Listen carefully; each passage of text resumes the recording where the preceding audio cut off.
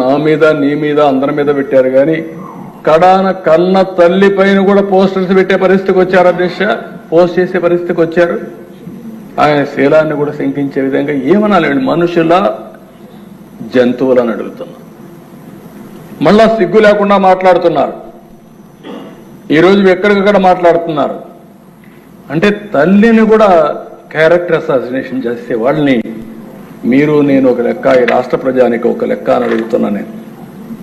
ఈ వర్రా రవీంద్రారెడ్డి యొక్క fake ID, ఆయన ఐడి తోటి ఒక ఫేక్ ఐడి తయారు చేసి వైఎస్ షర్మిల గారి అట్లాగే వైఎస్ సునీత గారి మీద అబ్యూజ్ చేస్తూ సోషల్ మీడియాలో పోస్టులు పెట్టడం జరిగింది. సో అది చూసినటువంటి రవీంద్రారెడ్డి లోకల్ పోలీస్ స్టేషన్లో ఫిర్యాదు చేయడం జరిగింది.